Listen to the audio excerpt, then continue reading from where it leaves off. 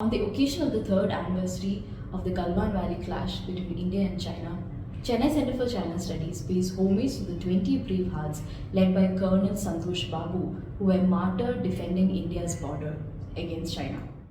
I am Sapna L. Abraham, Senior Research Officer, Chennai Center for China Studies.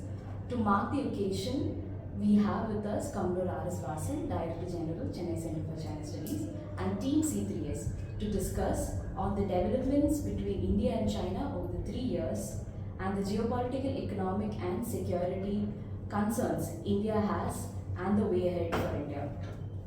To start the dialogue, what are the issues of concern that India has in terms of India-China relations and the border security?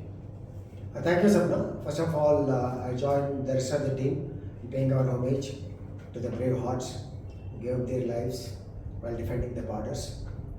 So we are celebrating or commemorating the third anniversary of this occasion.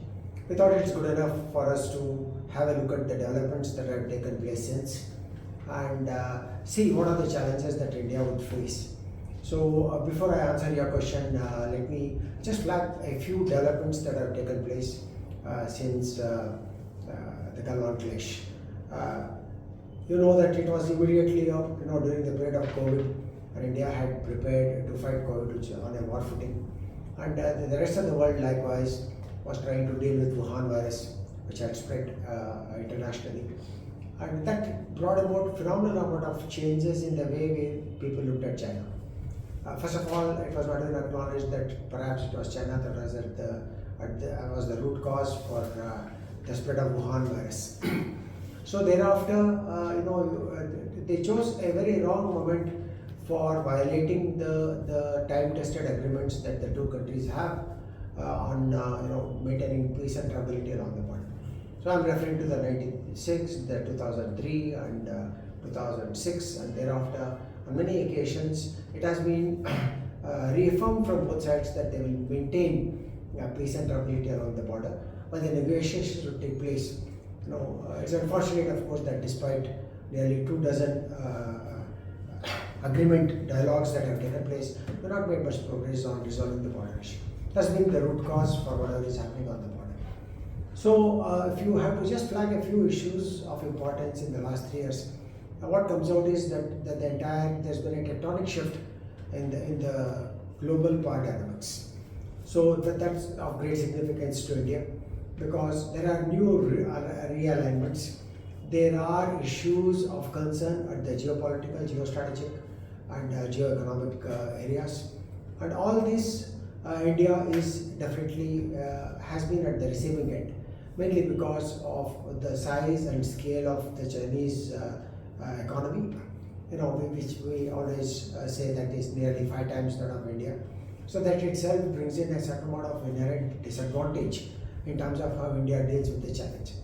Militarily, I think we have held our nerve and have been able to ward off the Chinese threat for the last 3 years. The troops are stationed on both sides of the LAC. There have been infrastructural developments.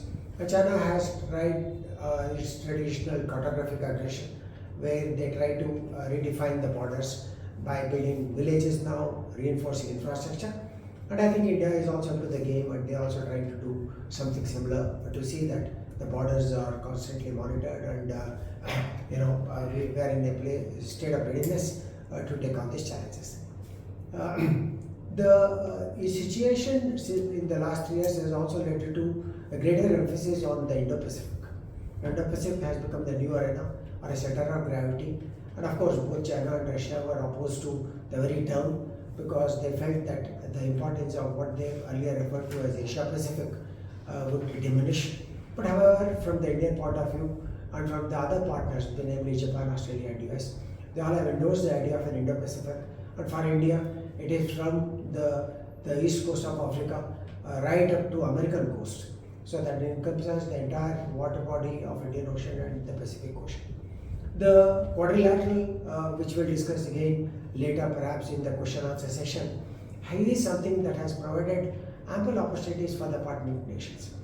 We must remember that the first initiative of the Quad came in 2007.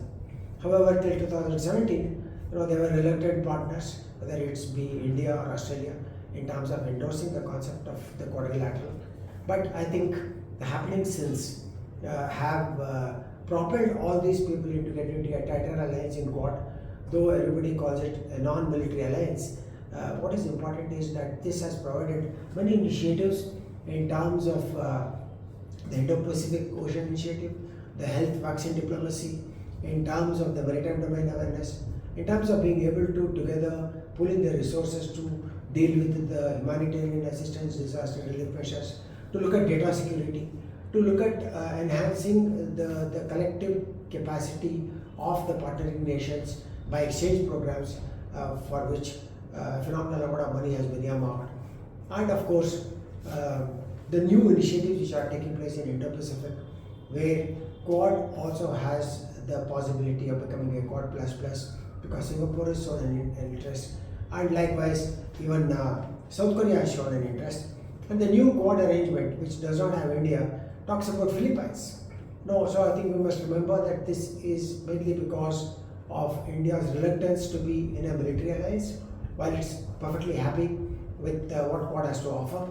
So Philippines, which is directly affected by the intransigence of China, would be part of even a military alliance should the need arise in the coming years. So that's as the Quad importance is concerned. Economically, India obviously is feeling the heat of increased investments in its neighborhood, and China has been trying to move our neighbors by investing through the Belt and Road Initiative. The Belt and Road Initiative is nothing new. After all, I always call it old wine in new bottle, and this is something that was started by Xi Jinping in 2013 when he assumed power. And this is, if everything that was stated as the purpose of the BRI, I think the world would have gained. Doubtlessly, the world requires, the developing countries require phenomenal amount of investments for developing infrastructure, for improving connectivity, and for providing additional jobs. But all this has not happened, though it was promised, because most of this is one-sided, and it only aids China by way of these investments which it has used its coffers to launch this initiative in Asia, Africa and beyond. So BRI can be analyzed separately. I'm not going to do this now, but the point is that the fact that it's happening in our neighborhood is an issue of concern. So this has changed the political economic landscape in the maritime neighborhood. People traditionally use the so-called string of pearls argument to say that India is being encircled by these initiatives of China. So India is now compelled to look at its counters, and it is very clear that it cannot be alone all by itself. Therefore, it is looking at partners, which is where the relevance of Quad comes in a big way. As far as India is concerned, in the last 4-5 years, there has been importance in looking east or acting east today, and also looking at the maritime neighborhood first policies or neighborhood first policies, and the security and growth for all in the region. So all this to a certain extent will also be instruments that would help us to take on the challenge in the region.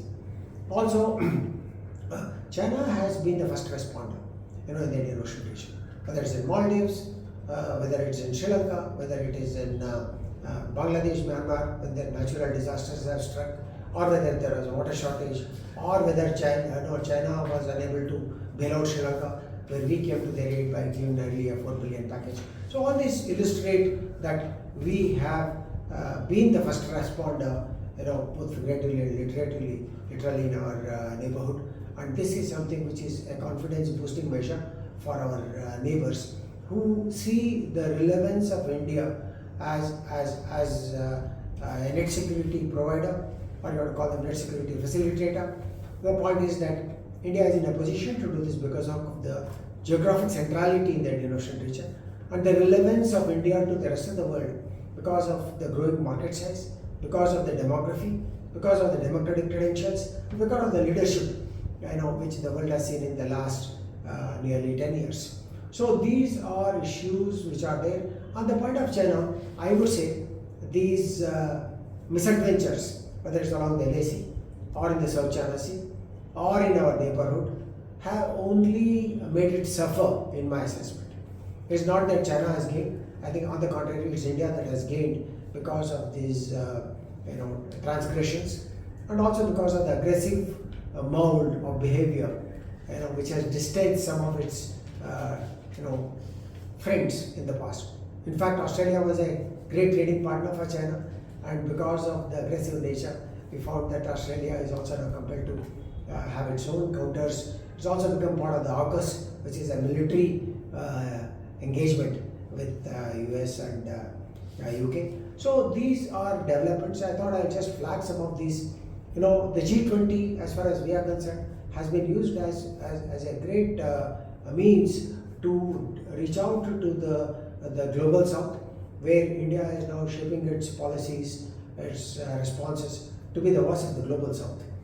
This is being heard increasingly, so the relevance of global south, the importance of developing global south together, is something that's been well received.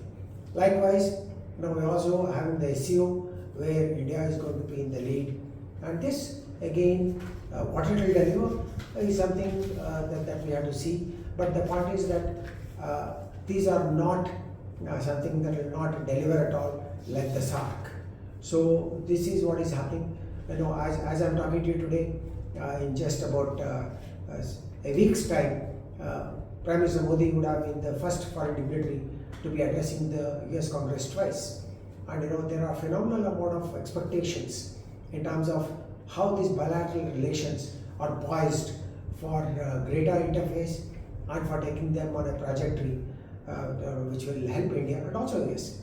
So some of the notable things that are already being expected is in terms of the technology transfer on the TTTI route, where we are trying to get the aero engines, the F4G, F414, which will complement our indigenous Tejas efforts. Then we also have some contracts lined up in terms of the UCAVs, combat air vehicles. We already have 2 of them on lease. So, why I'm trying to mention some of these is to say that there is phenomenal amount of work that's already going on in different fields, at the political level, at the strategic level, at the technology level, at the alliance level. And all this will add to the kind of comprehensive national power that we are trying to build in the coming years. Again, I would like to re-emphasize that China perhaps has miscalculated the impact on the rest of the world, on itself, by indulging in something which was unnecessary. The parties remained tranquil, and it could have continued. And trade, despite all this, another point that we need to note is that the trade deficit is increasing as far as India is concerned, which only demonstrates that China had manipulated and had monopoly on the global supply chains, and that's something that we're now trying to overcome. The world is trying to overcome by delinking itself from that. It's not going to be easy. It will take many years for this to fructify. But the point is that again here, China, which would have consolidated this position even more as the central hub, central manufacturing hub, and the central supply hub, would now find challenges because of the fact that the government does not want to depend totally on the centrality of China in the global supply chains. So this, I thought I would flag some of these issues for the conversations to take off. So what do you do, Sapna? Sir, thank you, sir, for the introduction. So, taking forward the discussion, sir, since the Galwan Valley clash, India has been trying to reduce its dependence on China on key, items like APIs or semiconductors and items like that. And we have taken measures domestically and internationally to reduce our dependence. But still, India's trade deficit with China is increasing, ever since the Galwan Valley clash, and it has come to a peak when it comes to 2023. So, what do you think the measure that India can take to strengthen the already in place measures to reduce this dependency on China and delinking, China, delinking, decoupling, and de-risking from China? Now, in the face of adversity, what I would like to highlight is that India has embarked on many such initiatives to try and delink. Like you correctly brought out, the trade deficit has not reduced. The export import, tilts the balance in favor of China. So this is something that's an issue of concern. The government of the day has said that business cannot be as usual, and but yet this kind of a trade deficit is something that's alarming, which only shows how important China's supply chains had become for the rest of the world. So this realization that had made them to start looking at what's called the resilient supply chain initiative. Basically it meant that while we may continue to depend on China for some of the critical supplies, including API, which you mentioned, we will try and move away. Remember, in the past I have quoted examples of how Japan facilitated moving out of 26 industries from China to other countries, and it even gave a government package of $2 billion. So that means this is the extent to which the other nations are willing to go, or to ensure that the future dependency 5 years, 10 years from now is reduced to such an extent that China cannot dictate terms based on the supply chain dependency that nations are subjected to.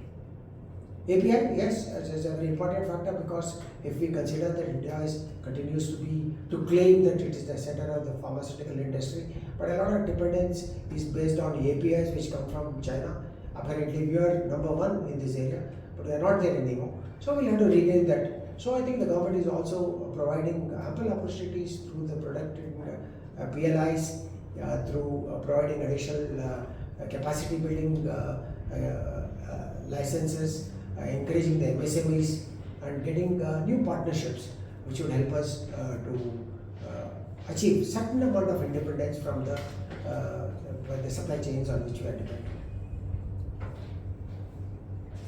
So moving on, Shruti, do you have any questions? Yes, thank you. So you had mentioned about the border infrastructure that both India and China has been undertaking post the Galwan clash. So my question is, so both countries are developing border infrastructures, and both are expanding similar village development programs. So where are these countries leading this to? How far can they are? Isn't this going in the line of conflict escalation? Is there any possibility for conflict management? If not for complete resolution, if both countries go in this line, building more infrastructures and villages along the border, where are they heading to? No, the entire issue of clash is related to the perception of the LAC itself. The border resolvement, it's not happened since 1962. 1962 it led to a war, and even after so many meetings, we have not been able to resolve this, because each side feels that its perception of the LAC is what according to it would grant benefits to them. So in the light of this, India was hesitant player in this regard in terms of building infrastructure, and we had suffered in the past. But we have overcome this hesitation, and we are reinforcing our infrastructure, re-strengthening our border roads, rail connectivity, airport connectivity. So which is become an issue of concern to China also, and therefore they are trying. So this competition will go on.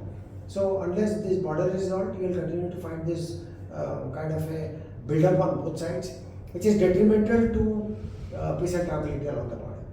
Having said that, what must be clearly stated is that China has been the violator number one in terms of violating the provisions of the border agreements, the peace and tranquility agreement that we have, and also has violated the confidence building process which are there. But it has not shown any inclination whatsoever to resolve the border. It feels that it is convenient to keep it simmering. So otherwise both the sides could have resolved this long ago. So it feels that it can apply pressure along the border.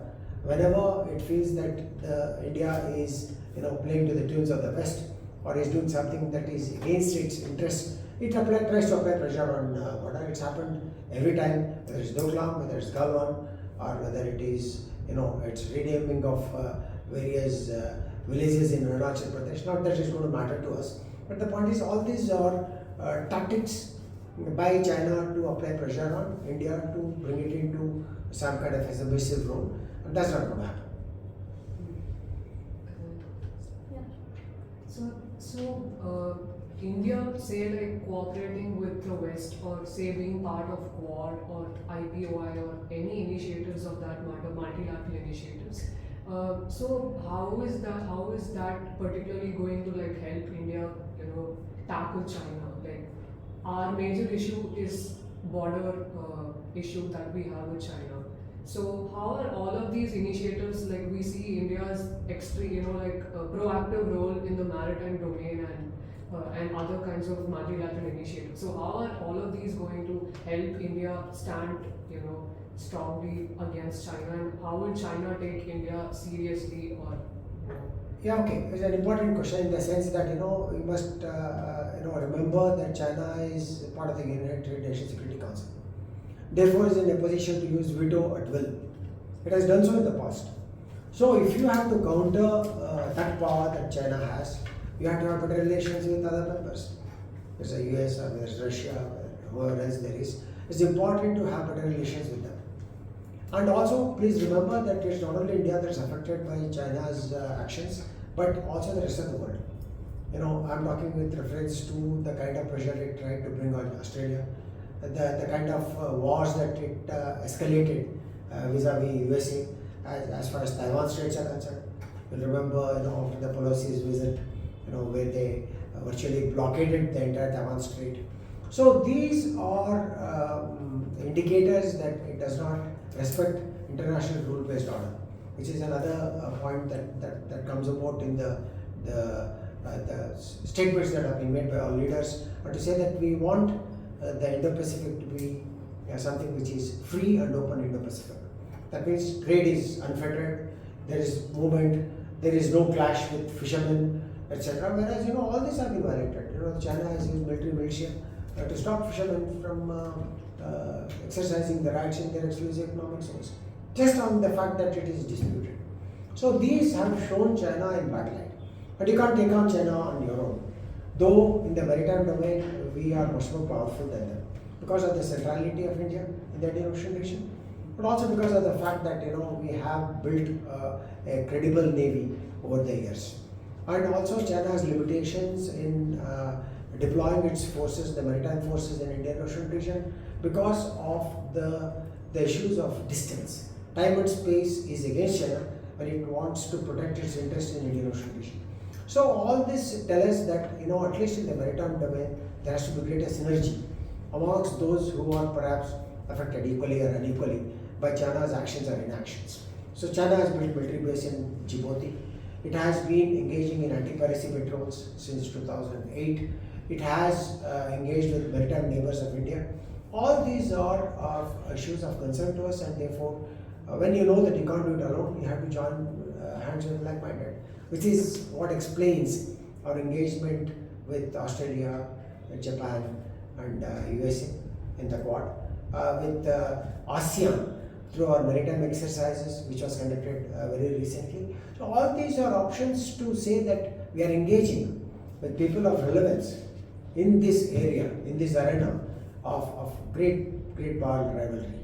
So that's what we are trying to do. So therefore, we realize what our limitations are, economically or otherwise, technologically.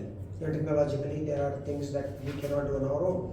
Which explains the visit of Modi, which will now perhaps address some of these issues of technology transfer. So unless you are capable of making something on your own, on the Atmanirbharta road, which is again not an easy task, you require friends and partners. So that is what explains our initiatives in multiple dimensions.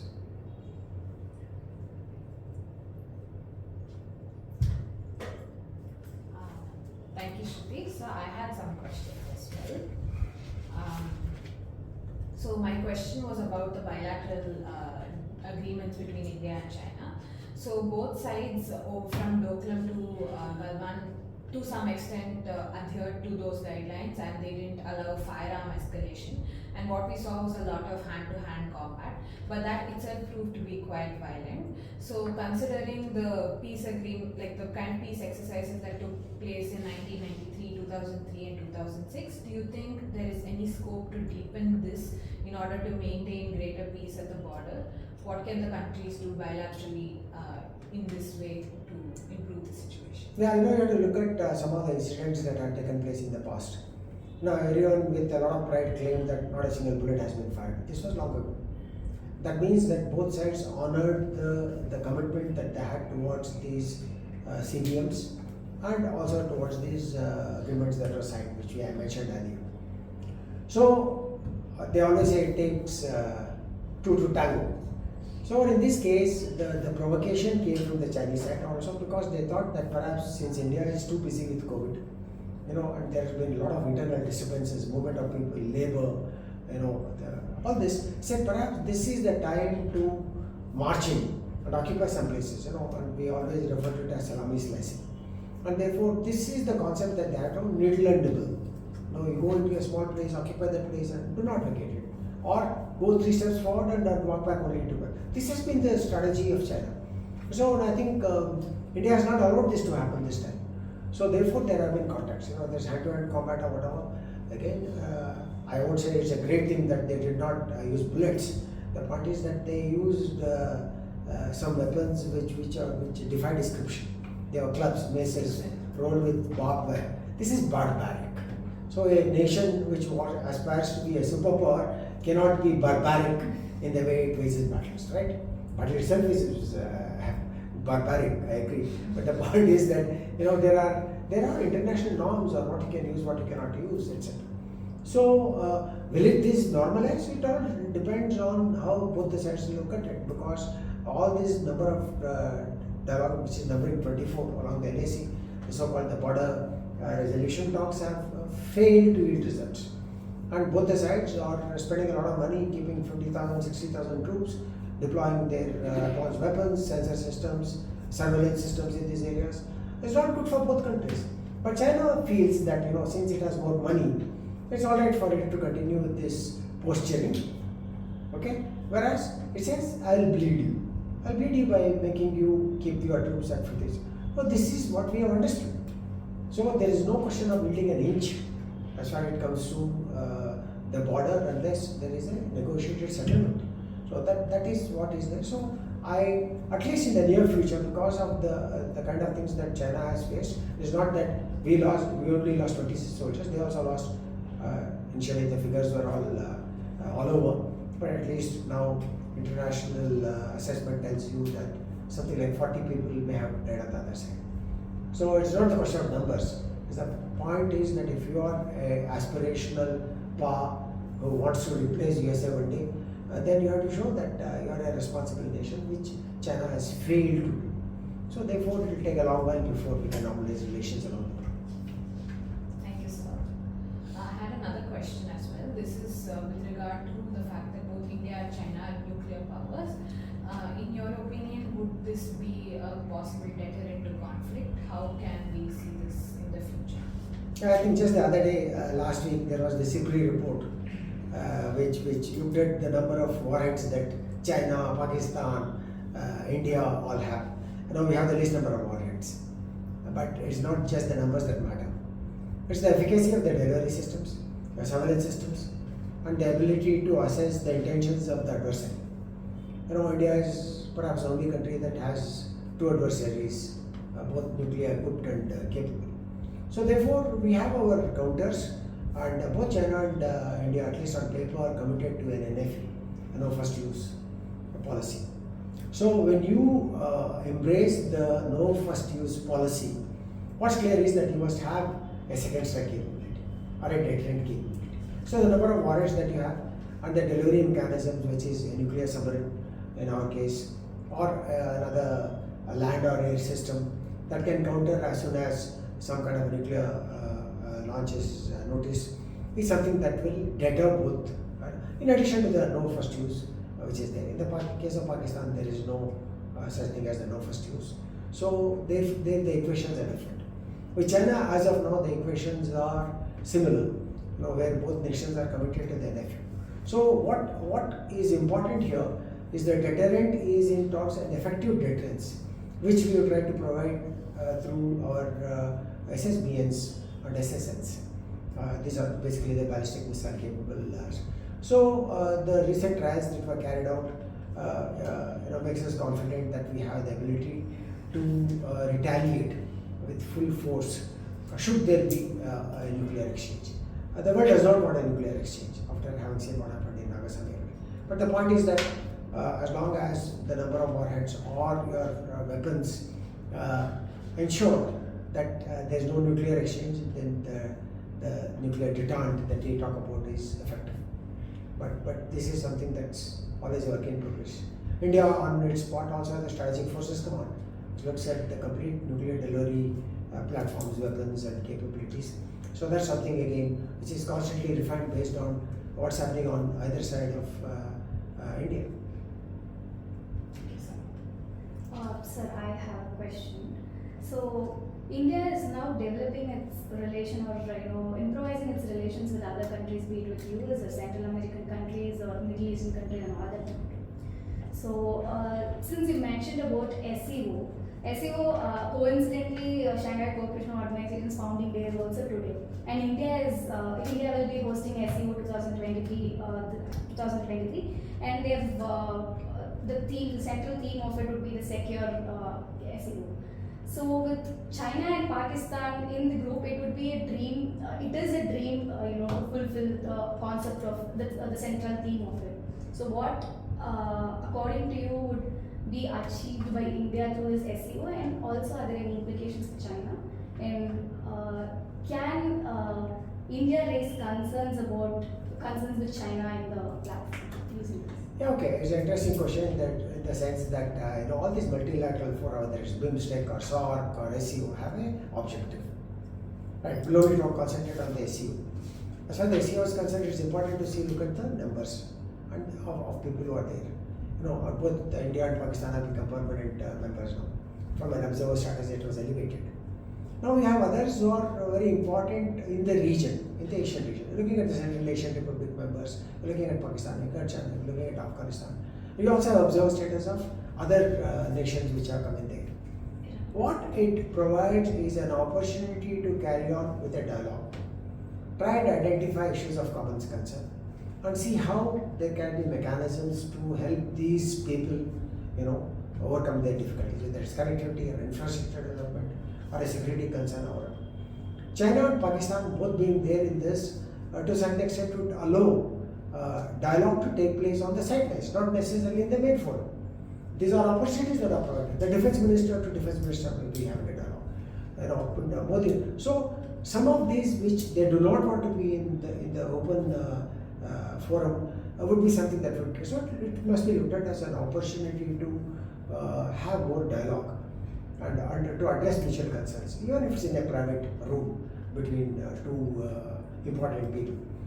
So all these forums have been important. By and large, they have proved their utility in terms of identifying the objectives, adding to the objectives, and to see how these can be made to work.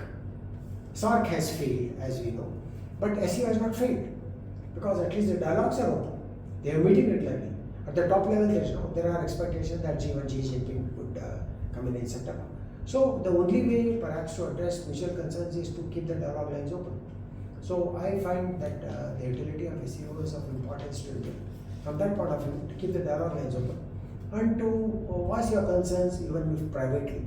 So that it's like a 1.5 plus a track 1 dialogue that's going on simultaneously. So it's the idea of how you want to utilize a forum. One thing is to say we will not participate. But the other thing is to say we will participate and see how we can negotiate the hurdles that are there, which have come about either because of country A or B or C, or due to a collective option exercised by the ganging up of people. Like China, Pakistan could be together and say, no, it's not convenient. So, but at least you have a forum where you are dialoguing with both friends and foes, or potential foes. So in the land domain, we see China building villages across the border, and India also responded by developing their own village programs. So like in the maritime domain, China sending its maritime militia. So like in future, is there any possibility that India also would send something short of the maritime militia? Because Vietnam already has a well-fledged, fully fledged legislation on, developing its maritime initiative.